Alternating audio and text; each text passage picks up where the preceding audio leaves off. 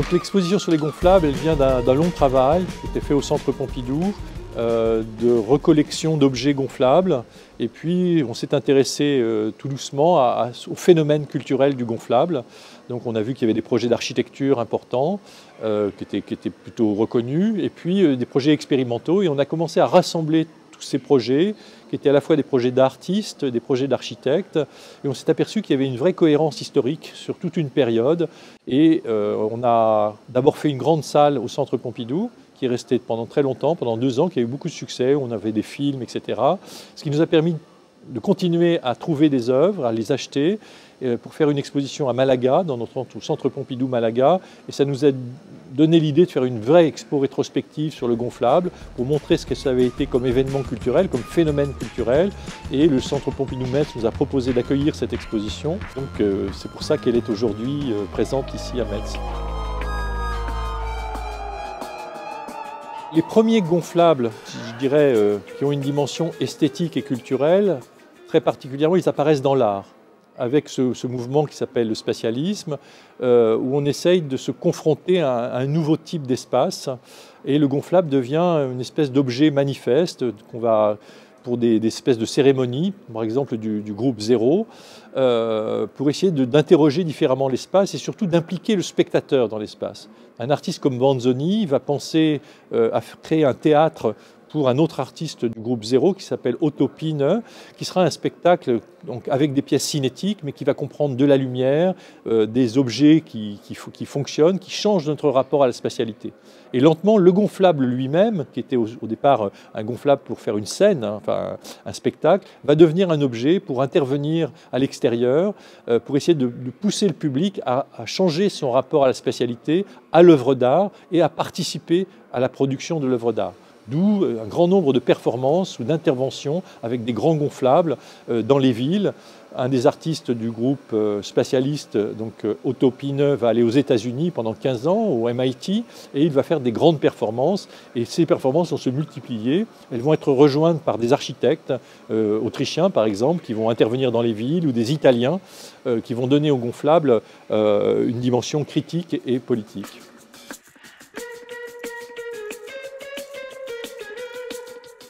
Dans l'exposition, nous pouvons voir des productions qui se concentrent plutôt sur les années 60 et 70.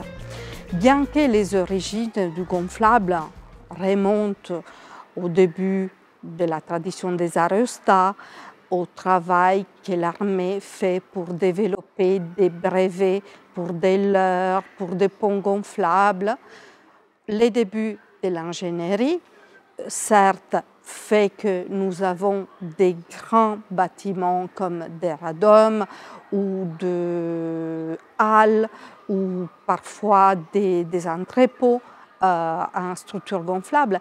Mais en réalité, ce que le public connaît, ce que les plus larges publics voient, sont des productions qui remontent à la fin des années 60 et 70. C'est le moment de l'effervescence où nous avons tous les jeunes dans la rue, 68, la contestation. Et en fait, ces mouvements s'approprient de l'esthétique du gonflable par les couleurs qui sont pop, qui sont gaies, par le fait qu'on peut les transporter, il est mobile, il est léger, il est matériel, il coûte peu, par le fait qu'il devient extrêmement ludique, parce qu'on a des installations qui peuvent être posées dans la rue, dans l'espace public, parfois destinées à des enfants, mais en fait les adultes sont quoi? Des grands enfants, et tout est permis avec les gonflables. On peut avoir une vision de la réalité différente et rentrant dans ces espèces de machines ou équipements que les radicaux autrichiens nous mettent à disposition, comme les pièces de Osrucker. Osrucker est un groupe d'architectes allemands qui a une démarche proche de celle de Kuppel-Möbelblau en Autriche.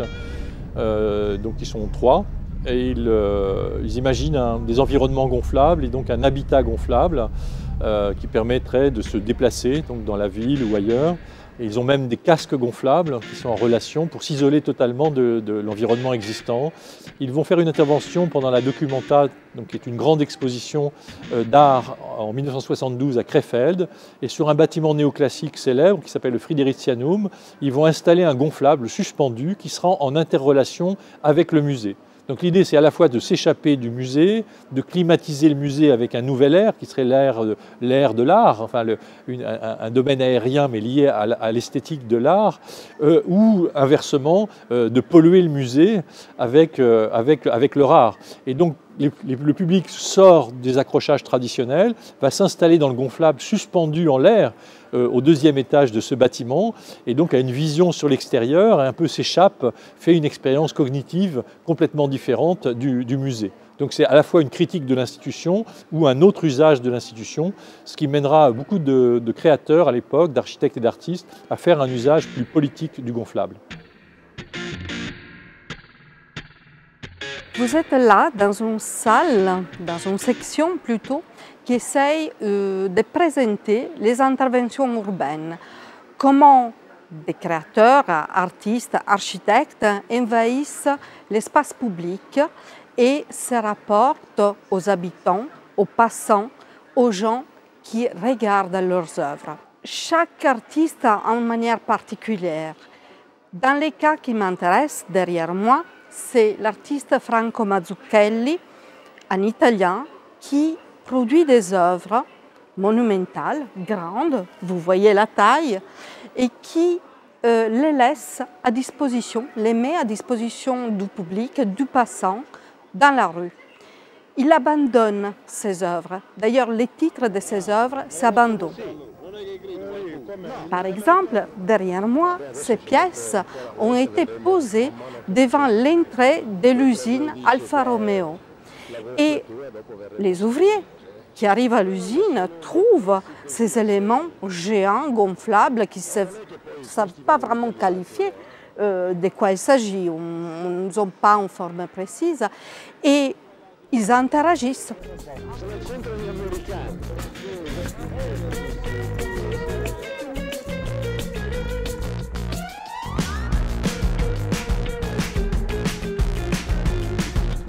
Casarcan présente une maison gonflable à l'exposition des 68 structures gonflables. Il présente une maison avec tous les mobiliers qu'il pourrait contenir. Ce sont des fauteuils, des poufs, des plafonds éclairés, des luminaires, mais aussi des grands canapés qui reprennent des lignes déjà connues comme la ligne Chesterfield. Il l'appelle la ligne aérospace. Il fait référence là à tout ce qui se passe du point de vue de la recherche spatiale. Ce logo lui permet de se rattacher à ce qui est la recherche plus en pointe à l'époque. Comme le gonflable est devenu un mode d'être, un outil pour appréhender différemment la ville, mais aussi l'espace de vie.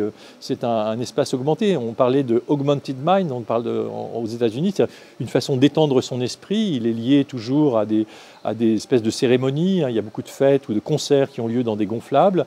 Tout doucement, ça va déteindre sur l'espace privé. C'est-à-dire des gens vont se dire mais on pourrait vivre avec des gonflables, et beaucoup de créations vont se faire de mobilier, d'environnement gonflable, beaucoup plus complexes, des plafonds gonflables, des cloisons gonflables, des maisons gonflables, et beaucoup d'architectes un peu utopistes vont imaginer une vie dans les gonflables.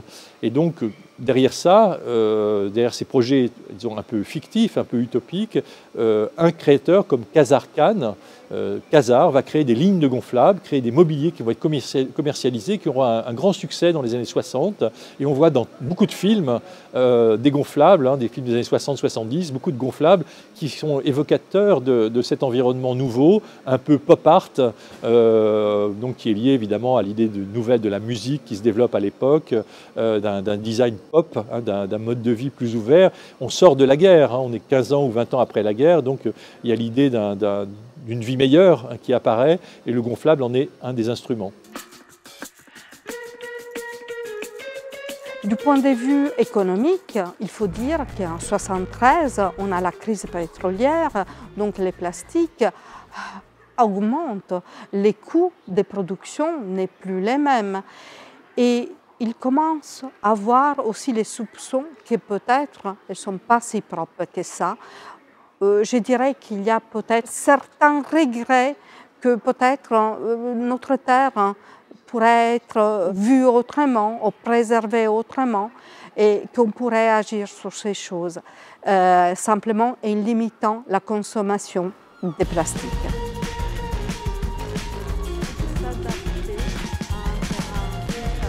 Avec les années 2000, nous assistons à un renouveau du gonflable.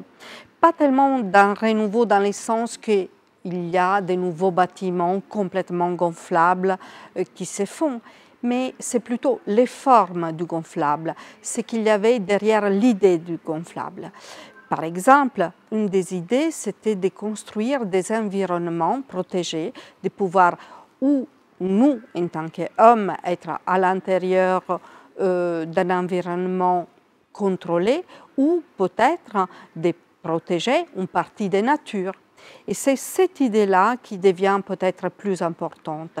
L'agence Grimshaw, en 2000, produit un biome, construit un ensemble de dômes sous lesquels il abrite des parties de végétation correspondant à des climats différents.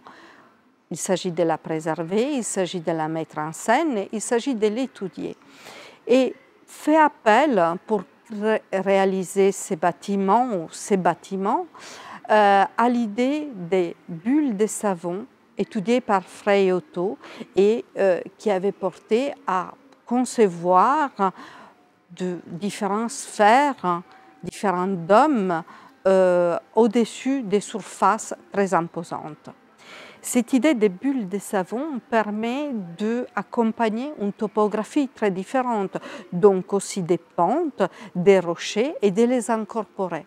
Ça a un vrai intérêt si nous sommes en train de travailler avec la nature, avec des botanistes, avec des espèces qui ont besoin de l'ensoleillement d'un climat différent. C'est une volonté pour la préservation et dans le but de poursuivre une avancée sur l'aspect écologique.